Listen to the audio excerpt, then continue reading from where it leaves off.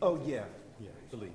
So what But time it's, do you need it's, something? it's either Satvios or So if it's a package, what time would you need? as time, as time.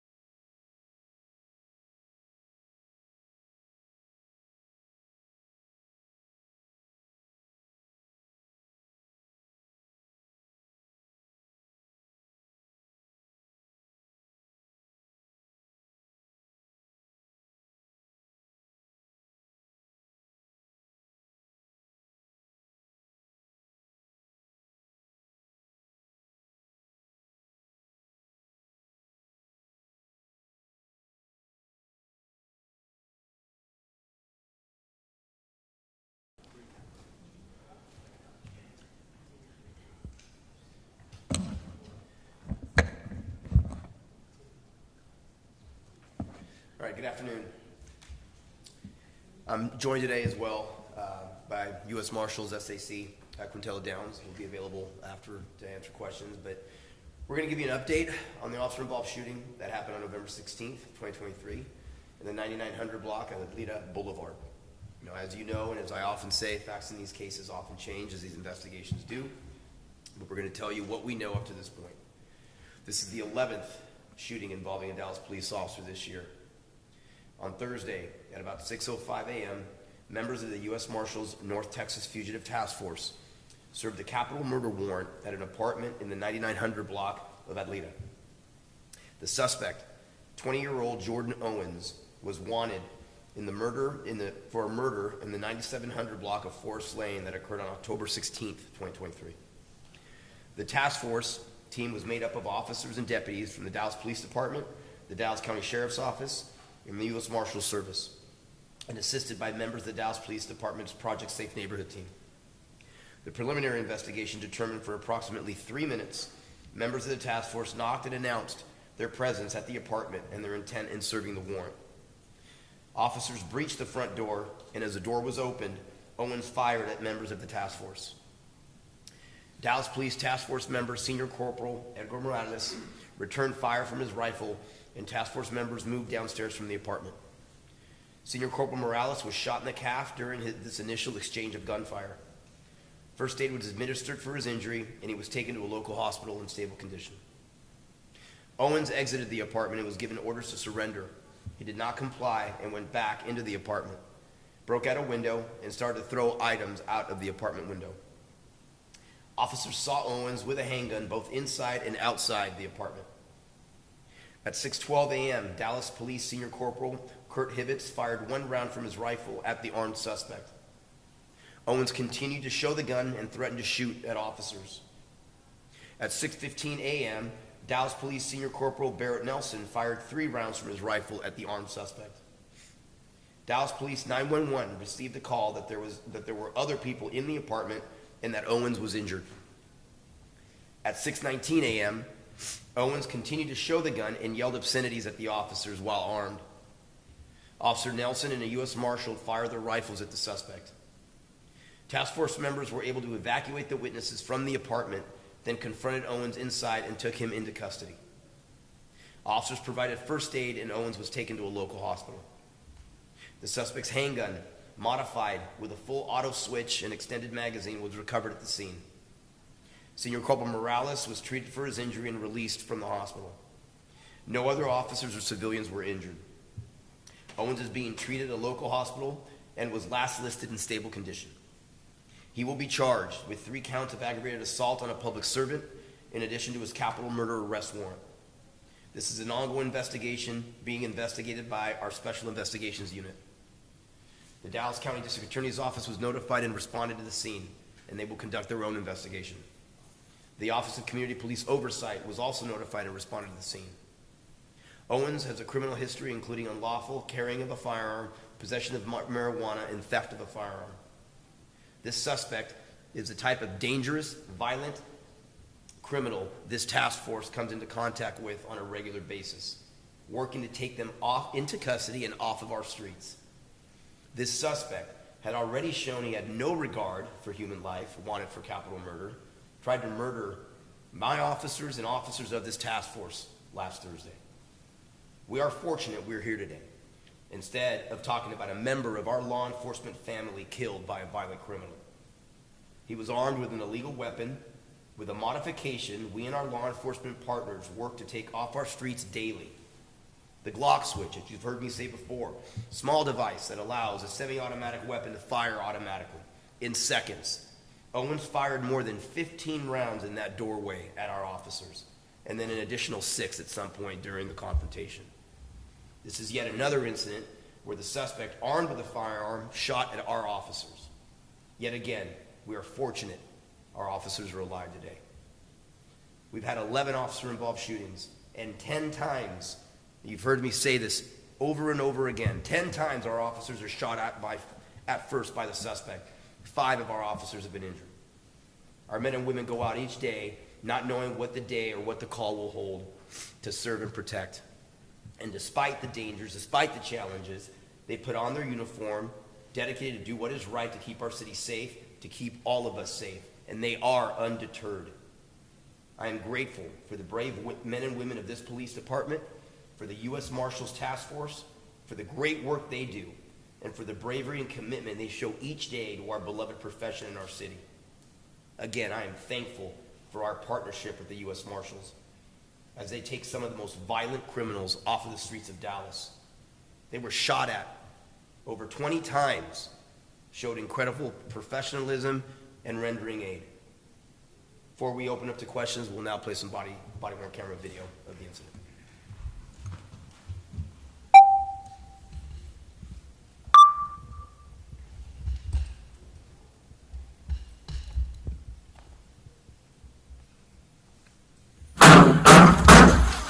Police, open the door!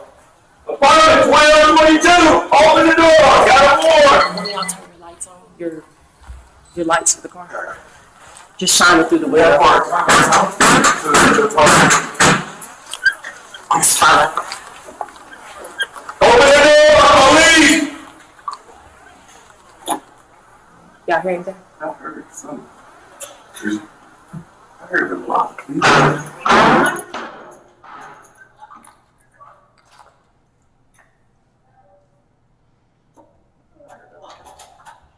Apartment 1222, open the door, police!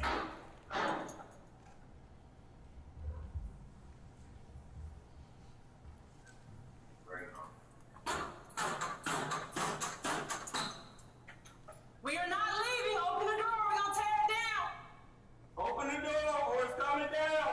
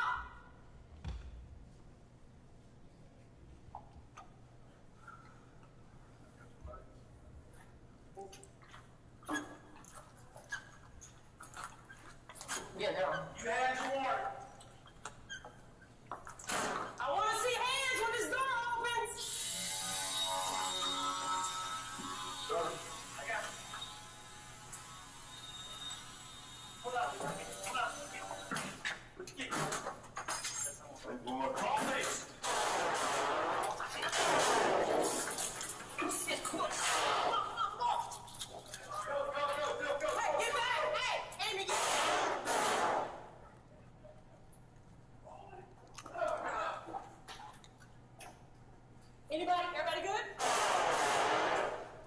Everybody good?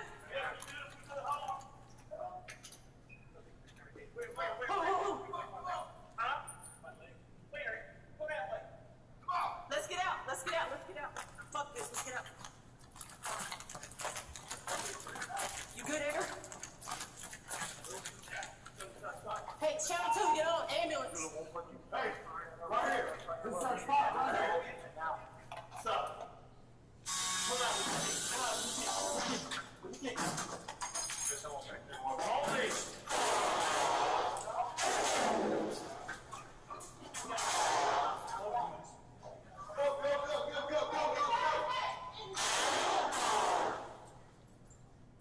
Police! Good luck, good luck.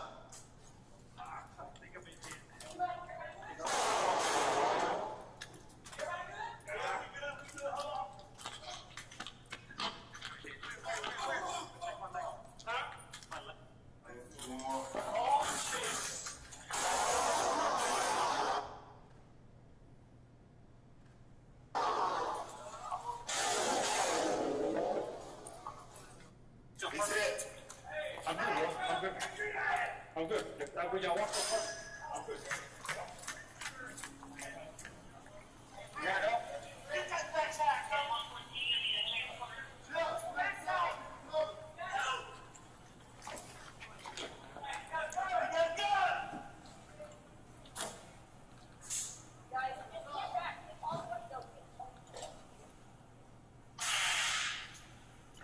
That's me.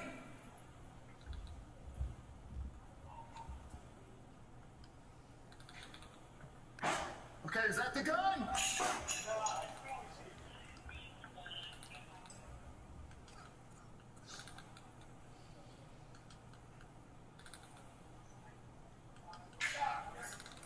He was up on the deck, top deck with a gun. I shot, but I think I missed. Somebody in the window.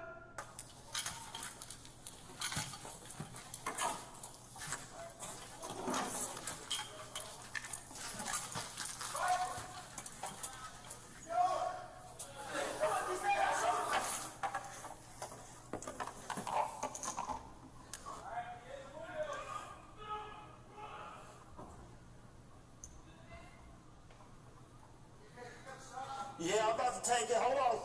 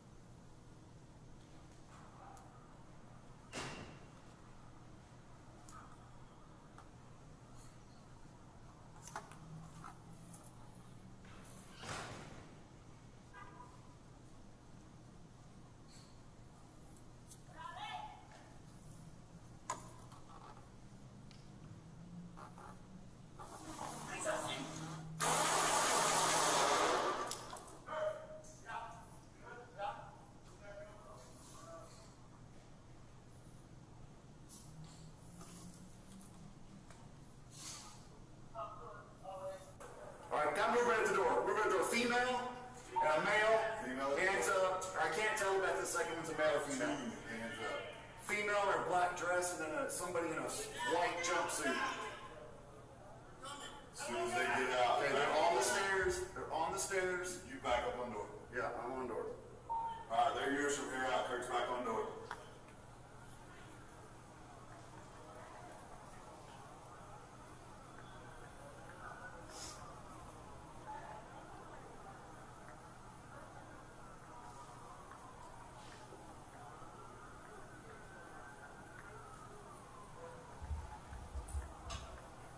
You're on door. Come on door.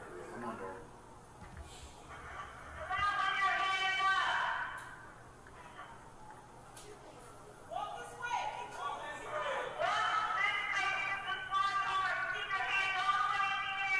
Hold them to the back. Hold them to the back. There you go.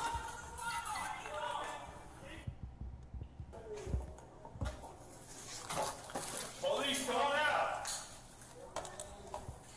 Your head?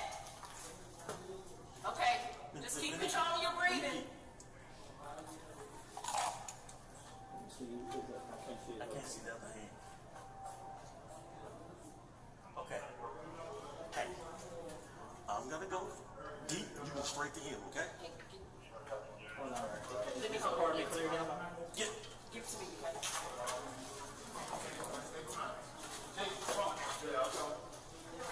You go straight. You go straight to him. Chill up. Chill up. Chill up. Over here.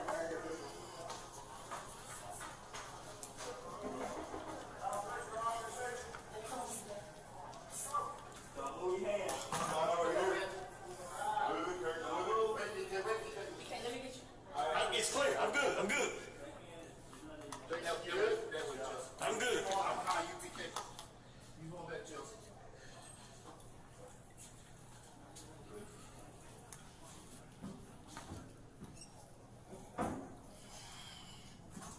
You raise it up because you got hold.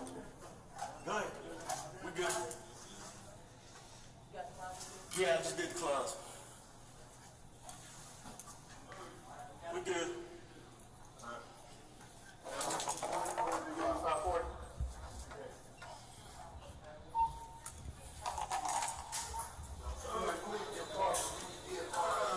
Hey, don't.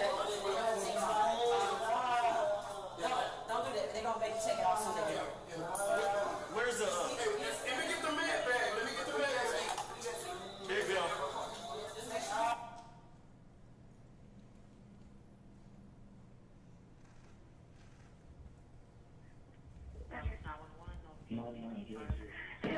Hello? Yes. Hello, yes. This is 9901. 9900 Atlanta Boulevard. Yes. There's two people in the car. And they have the house surrounded. And Somebody. Okay, hold on, wait a minute. I need to talk to one person. I can't talk to both of you. okay. Say the address. 9900 Atlanta? Yes, okay. Okay, yes, and the suspect, okay, they have the house surrounded, but the suspect is in the house shooting outside at the police, but it's two other people in there. And I don't want the police to shoot back. We're innocent. We don't know who's in here. Are you, wait a minute, is this a house or an apartment, ma'am? This is the apartment. What door number are you at? It's 1222. He's literally shooting at the police. They're shooting. They don't know we're in here. They don't even know we're in here. They just think it's him in here. That's Emerson Apartments? Yes. We're not trying to get hurt or anything. We're innocent. We were in our sleep. And the police came and knocked on the door. And then escalated from there. So now we're just in the closet laying down. Okay, just stay down in the closet. Just stay in there, okay? Just hold on. Fucking God. Do you know what police it is that's shooting? Who's No, out there? the suspect. No, the Dallas police. Oh my God. He's shooting. He's shooting at them. He's shooting at them. Who is I don't he? know if What's his name? Oh my God, they're shooting. What's his name, ma'am? This, oh my fucking God. We don't know the suspects, and what you're not understanding is they're shooting back. We're not trying to get hurt. Ma'am, ma'am, listen, I understand that. Do you know the name of the person that's in the apartment with you? No, we don't know. No, How is he in the apartment? Y'all don't know who he is? This is not the time. Can we answer like all these questions when this shit is over? No, ma'am, you're calling me. I need to let them know what you're telling me. Jordan. Okay, do you know her last name? No, we don't know the last name. We're just in the closet trying to fucking fight for our Ma'am, hold on. Oh my God. Are y'all able to come out of the closet and come to the front door? Yes, I gotta put my clothes on. Okay, well go ahead and put your clothes Are on. you letting them know? Are you like letting them know? Yes, ma'am, I'm gonna let them know. Because we're not trying to get shot here. Yes, ma'am.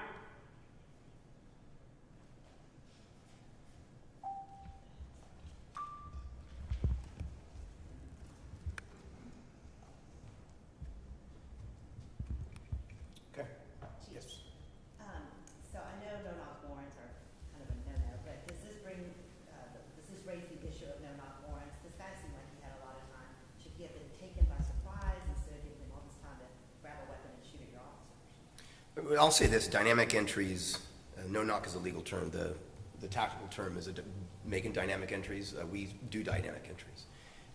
When opportunities like this arise, oftentimes, and obviously, there's a lot of sensitivities. I'm not naive with regards to dynamic entries, but it's a great opportunity for us to get together with our partners. Again, it's fantastic that we have body cam footage to get together and to marry some of the tactics that we have with some of the things that they do as well. And so, obviously, different organizations, agencies may have to make their own decisions with regards to that. But again, these are when a chaotic incident like this happens, Rebecca, it's not a choreographed dance.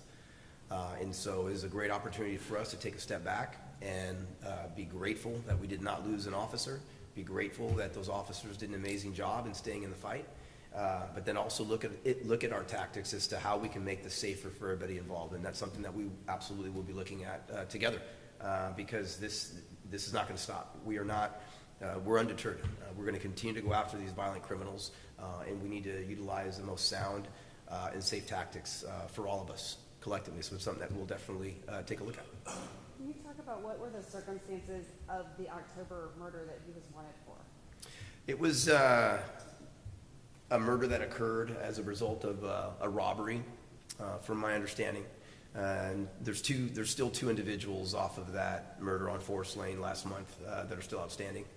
So we're not get into it too much, but that was the result. That's where the warrant came from. When it comes to block switches, the state legislature did not pass the bill, although it is a federal crime, obviously, to have a block switch, but they could have broadened the law a little bit more in Texas. It failed the legislature. What's your comment on that? Yeah, it's unfortunate that it failed. My understanding is that it had passed the House and it somewhere hit a roadblock in the Senate. Obviously, it is federally illegal. There's no question about it. The dynamics of a block switch, as you've seen before, makes a semi-automatic handgun a fully automatic handgun, as you can see and hear from that. And we'll continue to bring that issue up. There's no question about it. We'll continue to bring that issue up. Fortunate for us, as you've heard me say many times before, we have a tremendous relationship with our federal partners, with our ATF, with our USA, that we're able to file charges on. Our hope was to try to get it to be a state crime, just to be in possession of it. But we'll continue to work with our federal partners as these Glock switches are more and more being found out on the street and obviously being used by violent criminals. And so, yes, it's unfortunate that it didn't make it through, but we'll continue trying. Did you watch the video? What is your reaction to the actions your officers took, and what was it?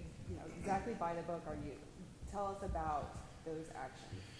Well, again, when officers are trying to take a violent murder suspect into custody, and as they breach the door, they start getting shot at. These tactics aren't a choreographed dance. Again, to repeat, your heart drops. I've been on the other. I've been on this side. There's a lot of us that have served those same type of warrants before, and so I can totally understand what went through those officers' minds. But the fact and how they acted heroically, the officer who was shot, they had a partner that was shot, and for them to stand there in the face of evil like that, I'm proud of them for what they did. Now, is that to say, as I mentioned to Rebecca earlier, that we're not going to look at our tactics and see how we can better marry what we do with DPD, with our task forces that are an incredibly invaluable part of what we do, absolutely we will. And that's what professional organizations do. But I was proud of their efforts, particularly when an individual fired at least 20 rounds at our officers. Again, very fortunate. What goes through my mind really is we're very fortunate we didn't lose a member of our law enforcement family last week. I noticed like the U.S. Marshals were calling the shot, but when you have an arrest warrant next to you at 6 o'clock in the morning in a multi-family housing environment, I mean, it seems like I just try to imagine being the neighbor who's waking up to that. How do you make sure that those bullets aren't going into the next department across? Do you know what kind of measures you're taking? Well, it starts with the tactics that our officers use. I mean, our officers, it doesn't matter what agency, you're responsible for where the direction of your rounds go to. I don't want to lose sight of the fact, though, that this chaotic incident was caused by one violent criminal. My heart goes out to our members of the community that had to live through that. There's no question about it. But honestly, I think for me, I would rather not, I also don't want to live next to a capital murder suspect that's who's wanted by the police. It's a dangerous job that our men and women do. We're fortunate we didn't lose a life, but obviously, we're actually very, very pleased that no one else was injured in this as well. But when we look at this, we go back to our training, to our tactics, our shooting policies and things of that nature. But again, one individual is responsible for this chaos, and that's the individual who is wanted for capital murder. And you mentioned that this is the 11th officer involved shooting. I know you look at the data. Are there any patterns that you've been seeing in these shootings? Anything new or enlightening or anything that you get from the data when you go back and look at this? The thing that stands out the most is that I think 9 times the suspects have shot at my officers first, that we've had 5 officers injured. If there's a pattern, the pattern is that violent criminals are shooting at our police officers. And that's not a Dallas thing. That is a national thing. That's a national major issue. Our brother and sisters down in Austin just laid their hero down to rest recently. That was a member of the SWAT team that was doing something similar. So if there's a pattern, the pattern is that our police officers in this country are getting shot at by violent criminal suspects at a pace that I haven't seen in a while. What was the result of that 911 call, and does that impact how the officers are responding to a situation like that? Well, it's always, it's good to have, to get as much intelligence as you can as it's occurring. Obviously, the 911 call is important for us, not only for the investigation, but obviously for our officers to know. The communication that our dispatchers have with the officers that are down at the field is incredibly important, right? Because they give that information out to officers there so they understand what they're getting into, understand that there's more people in there, which is what officers then tactically, as they approach the residents, need to have in the back of their minds, or in the forefront, really, quite frankly. So getting those calls and getting that communication, not only from the 911 call, but from our amazing dispatchers down to our field personnel, is incredibly important.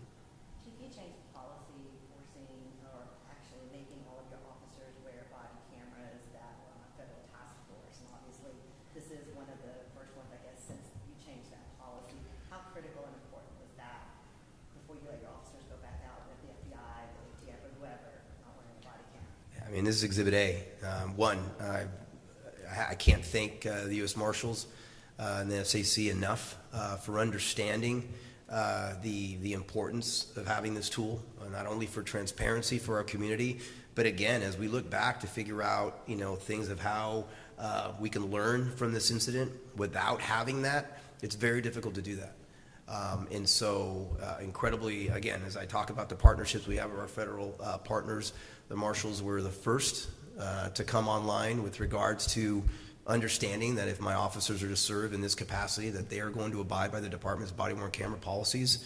But I think we're seeing the benefit of it, particularly in this situation.